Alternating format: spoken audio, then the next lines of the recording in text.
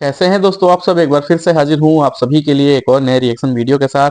मैं हूँ आपका दोस्त ऋषभ। तो दोस्तों आज का वीडियो है चैंपियन ट्रॉफी पर। जी हाँ दोस्तों, और दोस्तों वीडियो है आरजे रौनक भाई का और टाइटल है दोस्तों संजू के साथ फिर नहीं हुई जस्टिस, डीएसपी सिराज को भी मिला धोखा।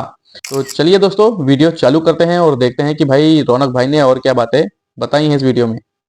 देखिए, हो सकता है कि इस टीम के साथ हम चैंपियंस ट्रॉफी जीत जाएं, लेकिन ये बात तो आप भी मानोगे कि जस्टिस नहीं हुआ है। क्या बात कर रहे हैं? नमस्कार, मैं हूं रौनक। रणतंत्र देख रहे हैं आप। 12:30 बजे प्रेस कॉन्फ्रेंस का बोला था। हम खाना पीना छोड़कर बैठ गए थे कि लंच तो तभी करेंगे जब टीम अनाउंसमेंट हो जाएगी। घर वाले खाना खाकर बैठ गए, उनका खाना अंतड़ियों में पहुंचकर हजम भी हो गया और बीसीसीआई वाले टीम अनाउंस नहीं कर पाए। बस यहीं पर मैं समझ गया कि इतनी आसान टीम अनाउंस करने के लिए इतनी लंबी मीटिंग क्यों करनी पड़ रही है।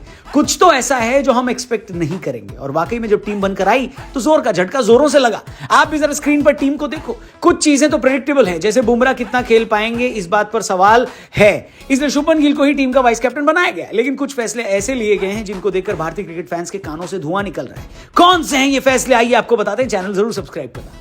पहला फैसला, संजू को एक बार फिर मौका नहीं मिला। देखो, ये बात सभी जानते हैं कि बीसीसीआई ऋषभ पंत को बहुत पसंद करती है और वो उनको अनकंडीशनल बैकिंग देते हैं। मैं ये बात समझ गया, लेकिन टी20 क्रिकेट में बेहतरीन फॉर्म में रहा एक बल्लेबाज जिसका ओडीआई में भी एवरेज 55 से ज्यादा का है, उसको आखिर किस वजह से ऐसे बल्लेबाज से पीछे रखा गया जो इतने मौके मिलने के बाद वनडे में 33 के एवरेज से खेल रहा है। संजू के साथ इनडिसिप्लिन वाली प्रॉब्लम भी नहीं है और न ही संजू डोमेस्टिक क्रिकेट खेलने से मना करते हैं, बल्कि खुद आगे बढ़कर खेलते हैं। तो फिर मुझे ये लॉजिक समझा देना भैया कि संजू को वनडे में क्यों नहीं लिया। सोशल मीडिया पर लोग कह रहे हैं कि संजू वनडे में आएंगे, लेकिन अगले साल, क्योंकि अगले साल टी20 वर्ल्ड कप है, वहां पर संजू को टी20 में ड्रॉप करके वनडे का हिस्सा बनाया जाएगा।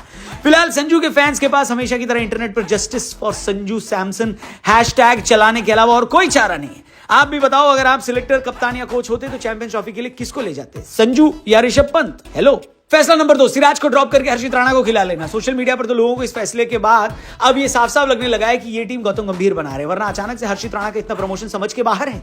चैंपियंस ट्रॉफी जैसे बड़े टूर्नामेंट में सिराज का एक्सपीरियंस छोड़कर हर्षित को ले जाना किसी की समझ में नहीं आ रहा है। ऑस्ट्रेलिया दौरे पर ही बात हमने बोली थी कि डीएसपी सिराज को अपनी गेंदबाजी पर काम करने की जरूरत है, क्योंकि काफी एवरेज बॉलिंग थी सिराज की ऑस्ट्रेलिया में।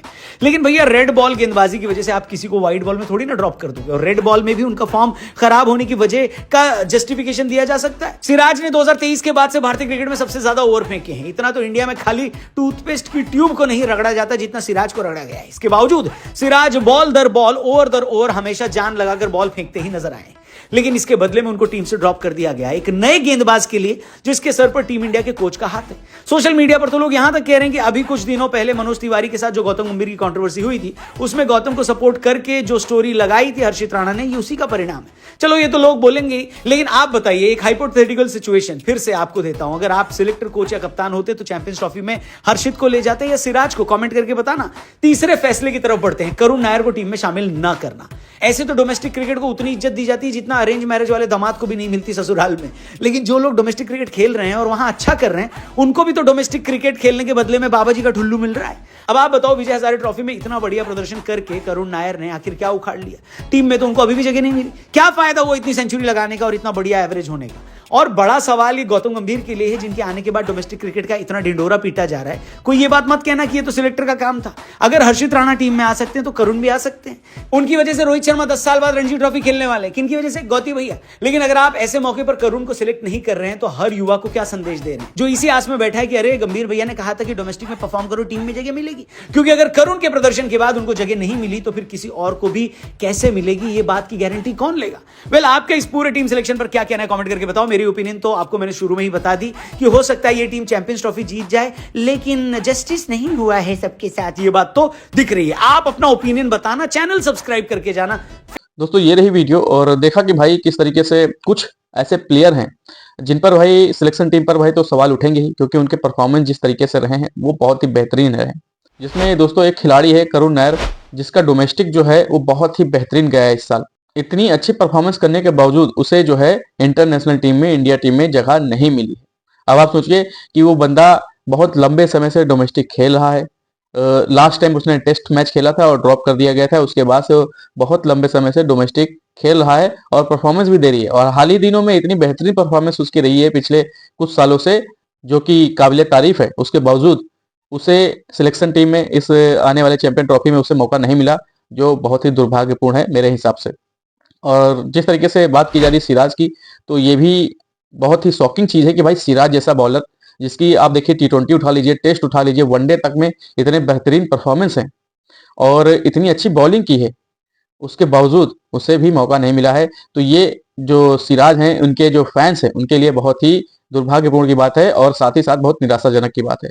और दूसरी तरफ मैं फिर से शॉकिंग हूं कि भाई संजू सैमसन, जो कि एक बेहतरीन बल्लेबाज है खासतौर पर टी20 और वनडे फॉर्मेट के लिए, उन्हें मौका नहीं मिला है। और हाल ही में पिछली सीरीज जो टी20 की गई है उसमें क्या बेहतरीन परफॉर्मेंस की है भाई संजू सैमसन ने। उसके बावजूद मुझे समझ नहीं आता है कि आखिर सिलेक्शन टीम में ऐसा क्या है कि संजू सैमसन को प्रायोरिटी नहीं दी जा रही है, क्योंकि उनकी परफॉर्मेंस जो है वो बेहतरीन है। और रही बात ऋषभ पंत की, तो मैं किसी को खराब नहीं कह रहा हूं, लेकिन फिर भी जिस तरीके से परफॉर्मेंस ऋषभ पंत की रही है ऑस्ट्रेलिया सीरीज पर, और तो वो मुझे कुछ समझ में नहीं आता है कि क्या सही है ऋषभ पंत को पिक करना।